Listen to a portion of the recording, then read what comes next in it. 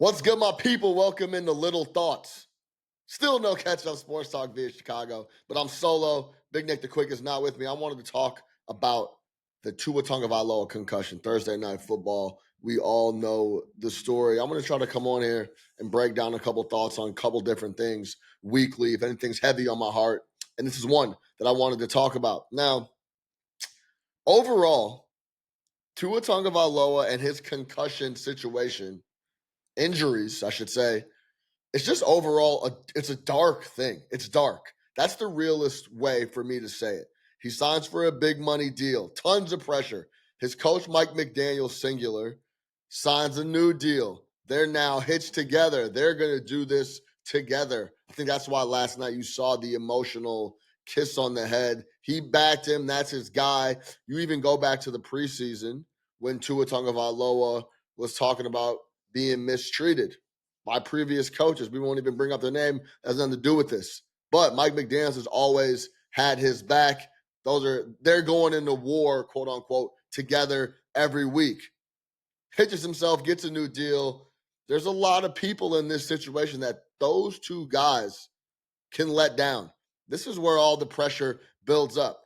Now, going into the game, Tua Tagovailoa said it himself. He can't beat Buffalo. They own him. Tua's record versus Burrow, Allen, and Mahomes is 1-11. Those are the three guys you have to beat in the AFC. You can put Lamar Jackson in there. He's actually 2-1 against Lamar Jackson, but 1-11 versus Burrow, Mahomes, and Allen. 0-1 versus Burrow, 1-7 versus Allen, including last night. And then Patrick Mahomes, he's 0-3, including 0-1 in the playoffs. Now, coming in, he talked about it, the pressure. Here is Tua Tagovailoa talking about that pressure coming in to the game. The success they've had.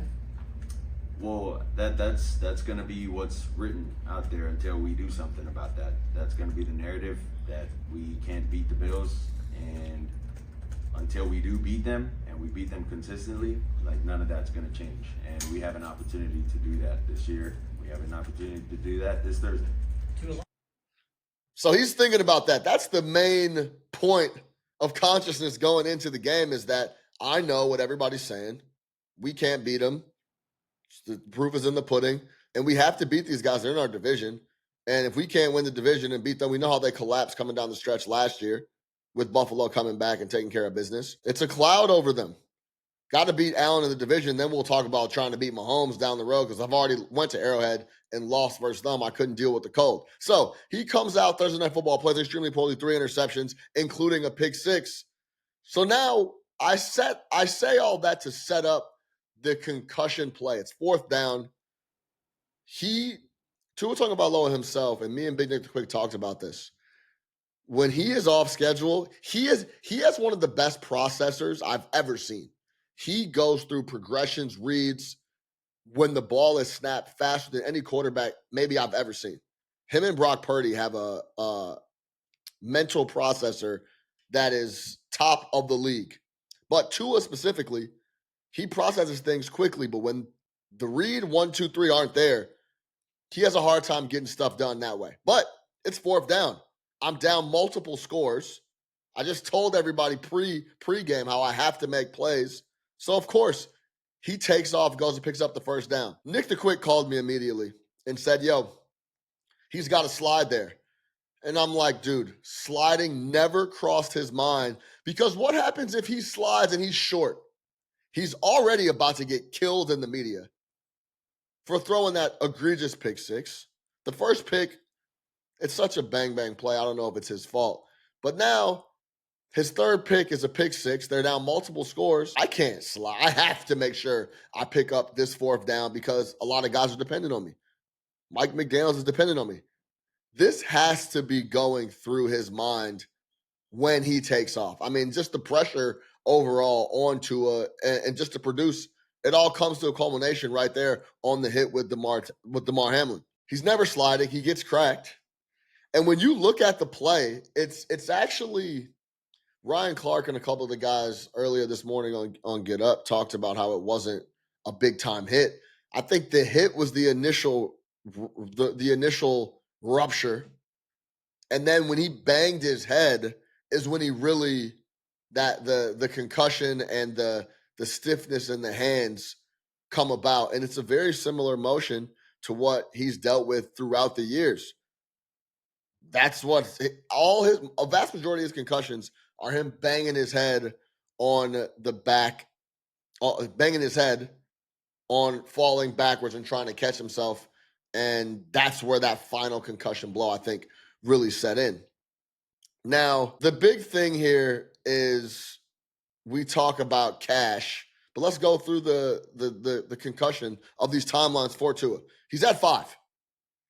One in 2019 at Bama, then another one 2022, week 3 versus the Bills. Again, he fell back and hit his head and then was stumbling all over the field. And then if you remember, they went through the protocol. They said he might have been it might have been a neck injury. They were trying to make sure they kind of tiptoed around it.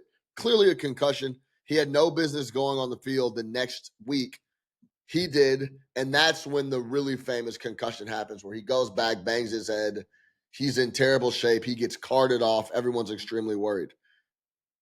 Comes back after a few weeks, has another concussion in week 16, doesn't get cleared for months after that. Then he goes into that offseason, he battles back, and he comes out in balls last year, leads the league in passing. They go to the playoffs. He earns that deal. He plays every game.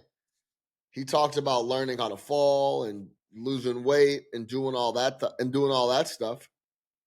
And if you remember, he was out week 16, so Skylar Thompson had to play in that playoff game against Buffalo. But I say all that to say it's just really dark because at the nitty-gritty of it all, this is about cash. He signed the big deal. Per Nick Wright, he laid out a tweet yesterday. He said Tua gets $93 million, no questions asked, and probably $167 million if he has to retire due to injury. I hate to say it this way, but being on national television and the situation around him gives him a bit of an out. He could go relax, reset, and decide what he wants to do for 4 or 5 weeks, no problem. No one would blink an eye if Tua sat out the next 6 weeks dealing with concussion-like symptoms and then decided what he wanted to do. But I think the money that's out there is a big factor because he just signed that deal not even a month ago. If Nick Wright is correct on the $93 million and if he has to retire because of injury and getting $167 million, that's the retiring seems a lot more reasonable. Because let's be honest, guys are not going to leave hundreds of millions of dollars on the table.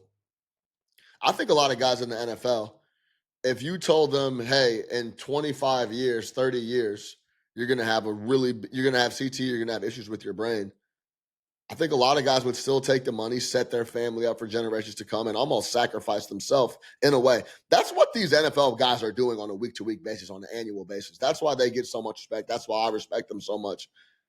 On a week-to-week basis, they are sacrificing their body and themselves to earn dollars to give to their kids. That's what this is all about. Game-changing, generational-changing guys. They are putting their body on the line week to week, year to year to make sure that their kids and their kids' kids are good going forward. They're sacrificing themselves, and that's the most interesting part here. How much money does Tua get if he never plays another snap? Does he get the $93 million that Nick Wright said? No question. Does he get $167 if he retires? That's the biggest outlier here, and he needs to take his time and figure that out. Ryan Clark, once again on Get Up, said it perfectly. He said the NFL needs to provide the information, then let him decide what he wants to do. Sit down with as many neurologists as possible, or Tua feels comfortable with. Give him the outlook.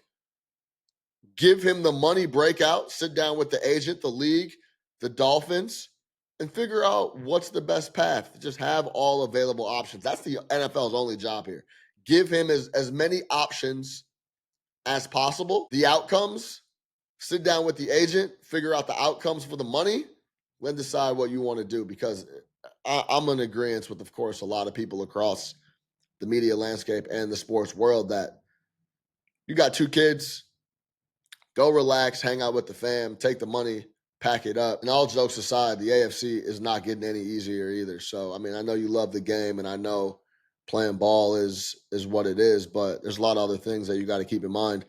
I hope Tua gets well. I hope he's all good. I hope he shakes it off, comes back next week, and is cleared, and there isn't any long-term potential effects per a neurologist.